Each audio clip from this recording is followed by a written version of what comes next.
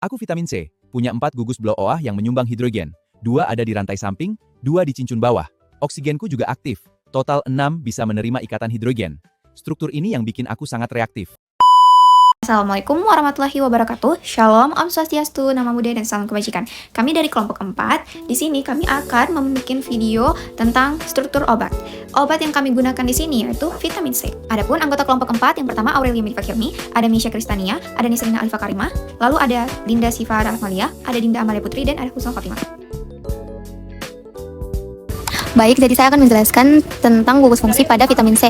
Yang pertama itu, pada vitamin C mengandung 4 gugus hidroksil. Terdapat 4 gugus hidroksil. Ada 2 di samping kiri atas, di sini.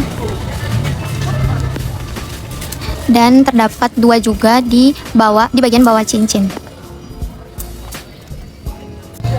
Selanjutnya pada vitamin C terdapat gugus ester siklik, di mana ada 1 atom O dalam cincin di bagian sini.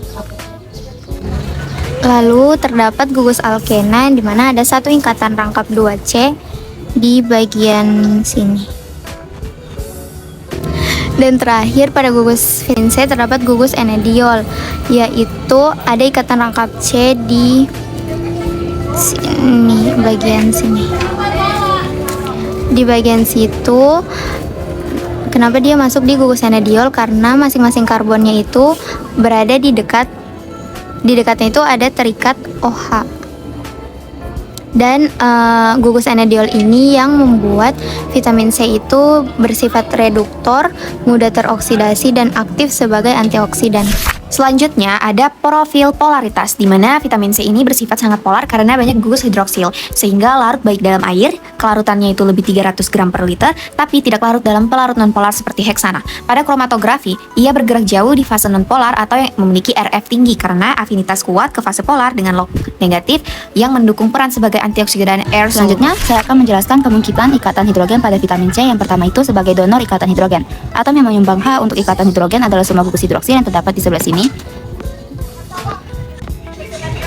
Sebagai akseptor ikatan hidrogen. Atom yang menerima ikatan hidrogen adalah atom oksigen O yang mempunyai pasangan elektron bebas. Pada vitamin C, O-nya ini ada 6 di sebelah sini.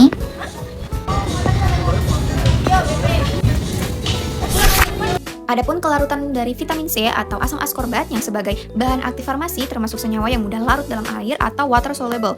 Nah, sehingga kelarutan ini bisa tergolong tinggi. Dalam literatur menyebutkan bahwa asam askorbat ini larut dalam air, sukar larut dalam alkohol, dan tidak larut dalam pelarut nonpolar seperti benzena, ether, serta kloroform.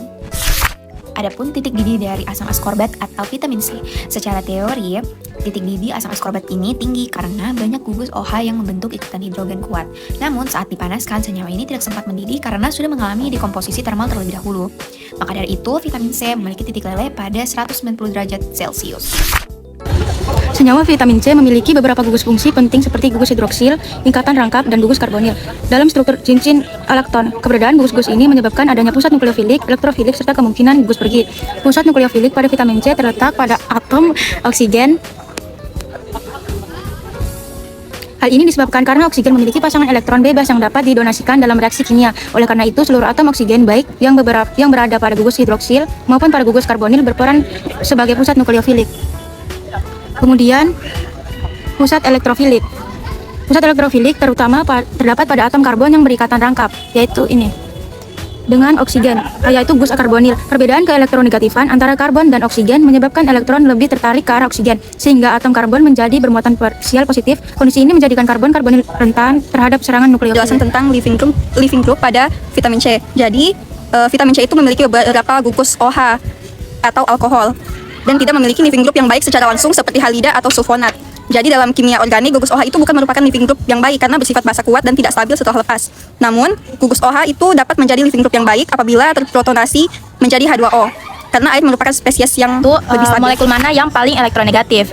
Pada vitamin C sendiri, bagian molekul yang paling elektronegatif adalah atom oksigen atau atom O. Hal ini karena oksigen memiliki kemampuan paling kuat dalam menarik elektron dibandingkan atom karbon atau atom C.